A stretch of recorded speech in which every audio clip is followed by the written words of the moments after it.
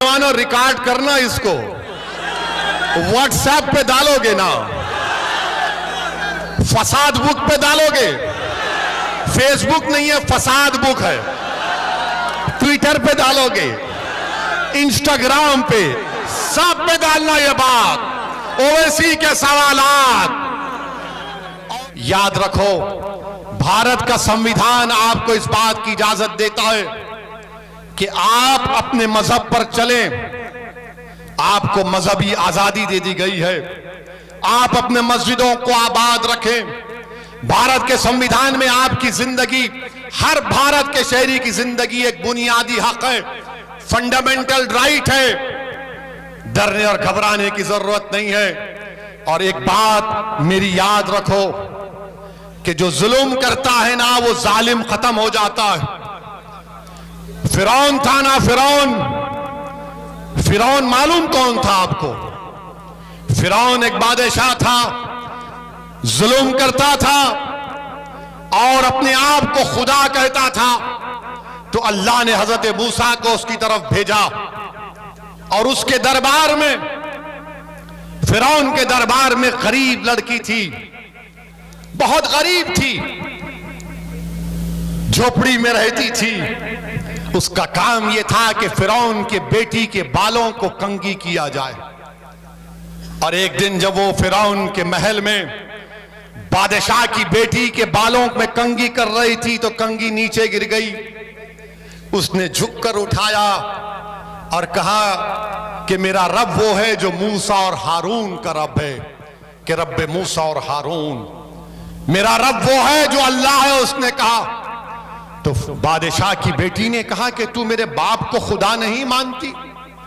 तो उसने कहा, नहीं, मैं उसको खुदा मानती हूं जो तेरे बाप का और तेरा और मेरा वो अल्लाह है, मैं उसको अपना रब मानती हूं।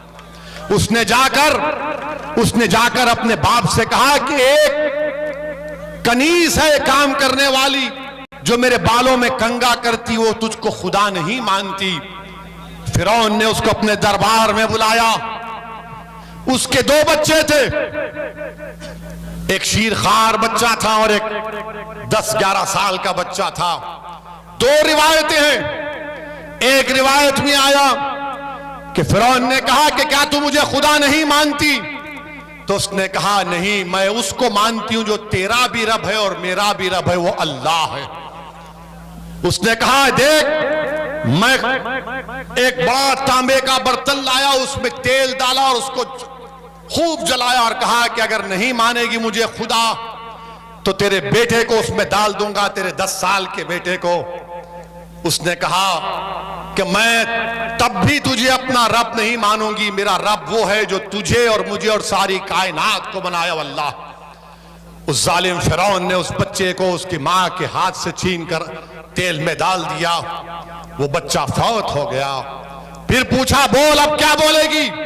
तो उसने जब देखा कि बच्चे की हड्डियां सामने आ गई, उसकी आंख से आंसू निकलना शुरू हो गए, तो बादशाह फिरौन ने कहा, अब तू डर गई, अब मान ले मुझे खुदा, तेरे आंख में आंसू आ गए। तो उस लड़की ने कहा कि मेरे आंख में आंसू मेरे बच्चे की मौत की वजह से नहीं या तेरी खौफ की वजह से नहीं, मेरे आंख में आंसू सिर्फ इसलिए आए कि अल्लाह मुझे एक ही जान दिया अपने दीन पर कुर्बान करने के लिए। फिरौन ताज्जुब किया और फिर कहा कि तेरे शीरखार बच्चे को ले लूंगा। उसके सीने से छीन लिया गया। तो जब बच्चे को, जो 6-7 महीने का बच्चा था, जब उसको तेल में डाला जा रहा था तो अल्लाह ने उस बच्चे को ताकत दी बोलने की। उसने कहा, मां तू कह दे कि तेरा मेरा सबका रब अल्लाह है, तू इस तेल की तरफ मत देख, कह दे कि मेरा रब अल्लाह है। उस बच्चे को डाल दिया गया।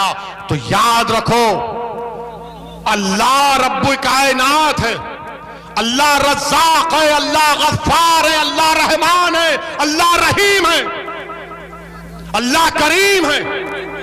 और अल्लाह के दरबार में कभी भी जालिमों से अल्लाह इंसाफ करता है और जुल्म का खातिमा होगा इंशाअल्लाह ताला।